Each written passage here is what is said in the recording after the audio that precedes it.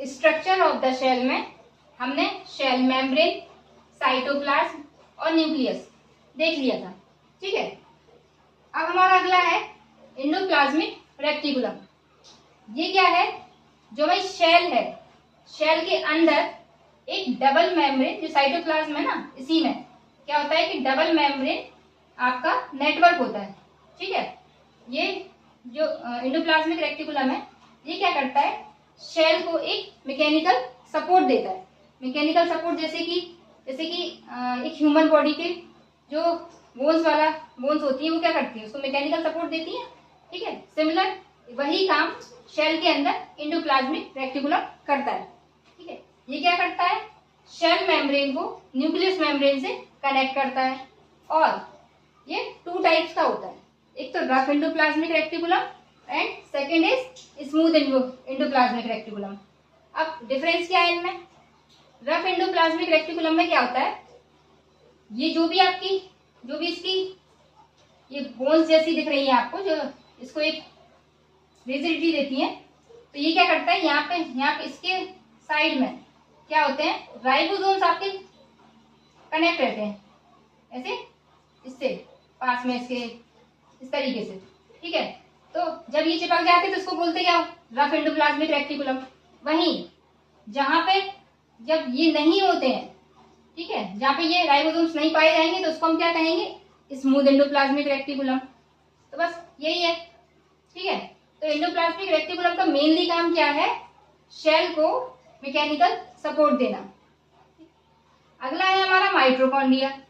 Mitochondria क्या होता है? इसको हम powerhouse of the cell भी कहते हैं। क्यों कहते हैं? क्योंकि जो एरोबिक रेस्पिरेशन की जो प्रोसेस है, वो क्या होती है? वो यहीं पे होती है। ठीक है, माइटोकॉन्ड्रिया क्या होता है? ये इस तरीके की स्ट्रक्चर होता है इसका। ये देखिए यहाँ पे, ये ऐसा दिखेगा आपको, और डबल मेम्ब्रेन ये भी होता है। इसके अंदर ऐसे ऐसे ऐसे ऐसे ये जो अंदर वाला, तो ये अंदर वाले का जो सरफेस एरिया रहता है, वो क्या रहता है? ज्यादा रहता है। ठीक है, ये दिख रहा है यहाँ पे। ठीक, अब ये सही से नहीं दिखाई दे रहा था, इसलिए मैंने आपको यहाँ पे बना के दिखाया। ये जो अंदर वाला, ये जो निकला हुआ जो दिख रहा है आपको, फोल्डेड वाला पार्ट, इसको बोलते हैं क्रिस्टाइल। ठीक है, और ये मैट्रिक्स टाइप का, तो ये क्रिस्टाइल हो गया आपका, और ये हो गया मैट्रिक्स। ठीक है, तो इसको हम क्या कहते हैं? Powerhouse of the cell कहते हैं, और साथ ही इसको energy currency of the cell भी कहते हैं। और इसका मेन काम क्या होता है? जो एरोबिक रेस्पिरेशन के बाद जो एनर्जी रिलीज हुई है, वो क्या करता है? इसको स्टोर करके रखता है। ठीक है, और साथ में रेस्पिरेटरी एंजाइम को भी सिंथेसिस करता है। थर्ड आता है आपका गोल्जी बॉडी। गोल्जी बॉडी क्या होता है? गोल्जी बॉडी आपकी जैसे डिस्क होती है बहुत सारी, उनको साथ में एक के ऊपर एक रख दो, ऐसे कनेक्ट कर दो, तो उसको क्या बन जाएगी? आपकी गोल्जी बॉडी बन जाएगी। इस टाइप का इसका शेप रहता है। और इसका मेनली काम क्या रहता है? इसका मेन काम रहता है छाटाबीटी का। छाटाबीनी होता है ना वो। ठीक है, जैसे कि जो भी है प्रोटीन्स और लिपिड्स कहाँ शेल को कहाँ पहुंचाने हैं, कौन से पार्ट को, तो ये क्या करता है? देखता है किसको देना है, किसको नहीं देना है। तो ये काम किसका रहता है? गोल्जी बॉडी का रहता है। साथ ही ये क्या करता है? एंजाइम्स और हार्मोन्स को सिंथेसिस भी करता है, सीक्रेट भी करता है, और साथ में स्टोर करके भी रखता है। ठीक, अगला है हमारा राइबोसोम्स। राइबोसोम्स क्या होते हैं? ये सबसे छोटे ऑर्गेनल्स होते हैं। ठीक है, जैसे हमने न्यूक्लियस देखा था, जो न्यूक्लियस होता था वो सबसे लार्जेस्ट ऑर्गेनल्स था। अब ये ऑर्गेनल्स क्या होते हैं, ये मैं आपको बता चुकी हूँ, है ना? तो आप मुझे इसका आंसर कमेंट सेक्शन में दीजिएगा। ठीक, और जो राइबोसोम्स होते हैं वो क्या करते हैं? प्रोटीन को सिंथेसिस करते हैं, इसलिए इसको क्या कहते हैं?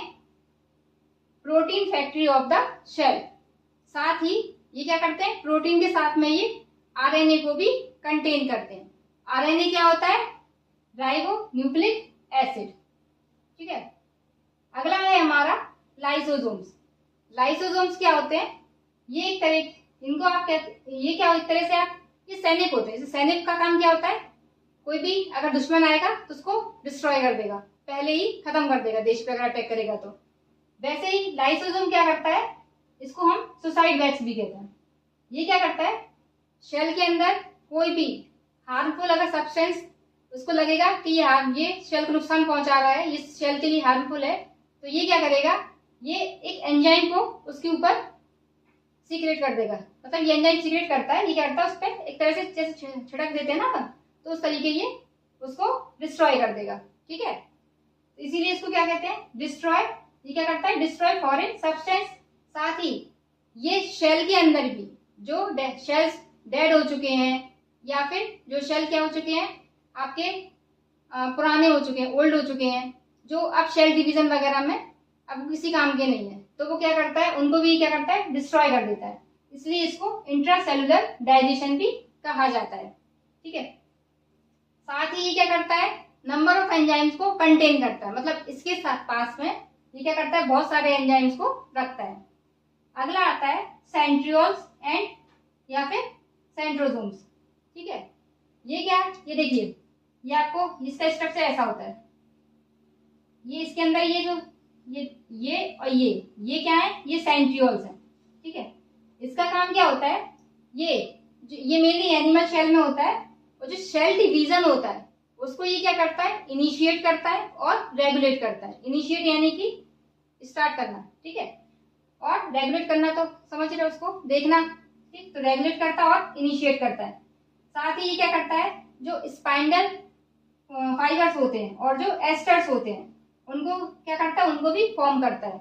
अब ये फाइबर्स तो आप समझ ही रहे हैं, रेशे टाइप के, ये जैसे ये भी है, और एस्टर्स भी क्या होते हैं, ये जैसे आपके सेल डिवीजन में क्या होता है, ये इस तरीके के, ये एस्टर्स कहलाते हैं। ठीक है, तो इनको क्या करता है, ये फॉर्म करता है। अगला है हमारा न्यूक्लियोल्स। ये क्या होते हैं, न्यूक्लियस के अंदर एक और छोटा सा स्फीयर होता है, क्योंकि न्यूक्लियस क्या है, आपका स्फीयर है, तो इसके अंदर एक और छोटा सा क्या होता है, स्फीयर होता है। ठीक है, ये दिख रहा है ना, ये ऐसा। ठीक है, इसका मेन काम क्या होता है, राइबोसोम्स को ये क्या करता है, पहले तो अपने अंदर राइबोसोम्स को सिंथेसिस करता है, फिर राइबोसोम्स को डिक्टेट करता है ताकि क्या हो सके, प्रोटीन सिंथेसिस हो सके। तो ये प्रोटीन को सिंथेसिस करने के लिए राइबोसोम्स को डिक्टेट करता है।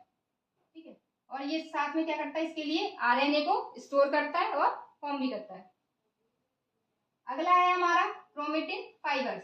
क्रोमेटिन फाइबर क्या होते हैं, ये जो न्यूक्लियस के अंदर ये जो आपके थ्रेड लाइक स्ट्रक्चर थे ना, समझा दिया था पहले ही, वही है। ठीक है, इनको ही क्या कहते हैं हम, ये होते हैं आपके क्रोमोसोम्स। ये क्या होते हैं, डीएनए के बने होते हैं, और मेनली ये क्या होता है, सेल डिवीजन के टाइम पे ये क्या करते हैं, क्रोमोसोम्स जो होते हैं कंडेंस्ड फॉर्म में मिलते हैं हमको इसमें। और इसका मेन काम क्या होता है, ये जो हेरिडिटी होती है ना, हेरिडिटी फीचर को क्या करता है, बियर करता है। हेरिडिटी फीचर यानी कि जैसे कि आपके ग्रैंडफादर के कुछ जीन क्या होंगे, फादर में आए होंगे, फादर के जीन बच्चे में आए होंगे, तो ये जो हेरिडिटी फीचर्स हैं उनको क्या करता है, ये बियर करता है, जिसको आप जीन्स कहते हैं ना, वही। फिर आता है आपका वैक्यूल्स। वैक्यूल्स क्या होते हैं, ये आपके ये आपके फ्री स्पेस, मतलब स्पेस होता है, क्लियर स्पेस, साथ में इसमें क्या होता है, वाटर फिल होता है और कुछ सब्सटेंस भी होते हैं। ठीक है, तो ये प्लांट शेल में हमने देखा था, ये प्लांट शेल ऐसे होता था ना, तो ये कुछ इस तरीके के ऐसे ऐसे दिखते थे, ये वैक्यूल्स थे। ठीक, और यहाँ पे ये इसको क्या कहते हैं, शेल शेप कहते हैं। ठीक है, तो जो शेल शेप होता है प्लांट शेल में, तो आपका वैक्यूल्स भी मिलेगा और साथ में शेल शेप भी मिलेगा। वही एनिमल शेल में क्या होता है, सिर्फ आपको ये मिलेगा, वैक्यूल्स मिलेंगे, उसमें शेल शेप नहीं होता है। ठीक है, इसका मेन काम क्या होता है, ये स्टोर करके रखता है सॉल्ट को, वाटर को, शुगर को, जो अदर सब्सटेंस है उनको स्टोर करके रखता है, और पिगमेंट्स होगा जैसे वेस्ट प्रोडक्ट हो गया वो सब। और ये जो आप ये बाहरी इसकी जो लेयर है ना, मेम्ब्रेन, इसको हम क्या कहते हैं, टोनोप्लास्ट। तो ये टोनोप्लास्ट से क्या रहता है, बाउंडेड रहता है। ठीक है, फिर ये इसको साथ में सेल को क्या करता है, टर्जिडिटी भी देता है, यानी कि इसको थोड़ा सा जैसे ये दिख रहा है ना, ये इस तरीके से ये फूला हुआ टाइप का, ये ऐसा बना देता है। साथ में ये क्या करता है, एंथ्रोसाइनिन नाम का एक पिगमेंट भी कंटेन करता है। जो एंथ्रोसाइनिन पिगमेंट होता है वो किसके लिए रिस्पॉन्सिबल होता है, जो फ्लावर और जो आपका फ्रूट है उसमें जो वॉयलेट कलर या पर्पल कलर, ब्लू कलर ये जो आते हैं ना, उसके लिए ये एंथ्रोसाइनिन क्या होता है, रिस्पॉन्सिबल होता है। वैक्यूल्स हो गए। फिर आता है आपका ग्रेन्यूल्स। ग्रेन्यूल्स क्या होते हैं आपके, ये छोटे छोटे पार्टिकल्स होते हैं, ठीक है, और ड्रॉपलेट्स, पार्टिकल्स कह लो या फिर ड्रॉपलेट्स कह लो। इनमें क्या होता है, आपका जो प्लांट शेल होते हैं उनमें स्टार्च और फैट स्टोर रहता है, वहीं एनिमल शेल में ग्लाइकोजन स्टोर रहता है, ठीक है। तो ये जो आपके राइबोसोम्स थे ना, वो आपके ग्रेन्यूल्स ही थे, ठीक है। तो ये आपका इतने सारे न्यूक्लियस हो गया, सभी हो गया लगभग ऑलमोस्ट आपका, एक दो ही और चीजें बची हैं। अगला है प्लास्टिड्स। जो प्लास्टिड्स होते हैं वो केवल प्लांट शेल में पाए जाते हैं। इनका जो स्ट्रक्चर होता है वो कैसा होता है, डबल मेम्ब्रेन रहता है। ये देखिए, जैसे आपकी बाउल होती है, बाउल ले लीजिए, बाउल के अंदर वाला एक कहलाएगा तो इनर मेम्ब्रेन और बाहर वाला आउटर मेम्ब्रेन, ठीक है। तो ये दिख रहा है बाहर वाला, ये बाहर वाला दिख रहा है तो आउटर मेम्ब्रेन, अंदर वाला जो है वो इनर मेम्ब्रेन। और इसके अंदर क्या होते हैं, ऐसे डिस्क जैसे, जो डिस्क जैसे दिख रही है ना ये आपको, ये क्या होते हैं, आपके थाइलेकॉइड होते हैं, ठीक है। और इनके ग्रुप को हम क्या बोलते हैं, ग्रेन्यूल कहते हैं। और इनके चारों तरफ ये जो बॉल टाइप की है ना, इसमें क्या होता है, जेल फिल रहता है, ठीक है, उसको हम क्या कहते हैं, स्ट्रोमा। और ये जो प्लास्टिड्स होते हैं वो आपके 3 टाइप्स के होते हैं, क्लोरोप्लास्ट, क्रोमोप्लास्ट और ल्यूकोप्लास्ट।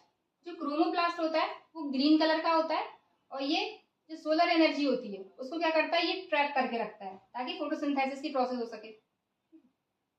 और जो क्रोमोप्लास्ट होता है ये क्या करता है, फ्लावर को और फ्रूट्स को क्या करता है, अट्रैक्टिव कलर जो देता है, ठीक है, तो उसके लिए रिस्पॉन्सिबल होता है। ल्यूकोप्लास्ट क्या होते हैं, ये कलरलेस होते हैं, इनका मेन काम होता है स्टार्च को स्टोर करके रखना। फिर कुछ पिगमेंट्स हैं, जैसे कि आपका ज़ैंथोफिल, ये क्या करता है, ये आपका येलो कलर के लिए रिस्पॉन्सिबल होता है। फिर आपका है कैरोटीन, कैरोटीन जो होता है वो रेड और ऑरेंज कलर के लिए रिस्पॉन्सिबल होता है। एंथ्रोसाइनिन ब्लू, पर्पल और वायलेट कलर के लिए रिस्पॉन्सिबल होता है, पहले मैंने बता दिया था आपको। इस तरह से आपका जो स्ट्रक्चर ऑफ द सेल है ये आपका टॉपिक कंप्लीट हो चुका है। साथ ही जो सेल का जो टॉपिक था वो भी आपका पूरी तरीके से कंप्लीट हो चुका है। फिर भी अगर आपकी कोई क्वेरी हो या आपका कोई क्वेश्चन हो तो आप कमेंट सेक्शन में पूछ सकते हैं। और साथ ही अब मैं एक अगली वीडियो में इसका क्या करूँगी, आपके कुछ क्वेश्चंस लेके आऊँगी जिनको आप आंसर करिएगा कमेंट सेक्शन में, ठीक है। और अगर आपको ये लेक्चर पसंद आया हो तो लाइक करें, सब्सक्राइब करें एंड शेयर करें।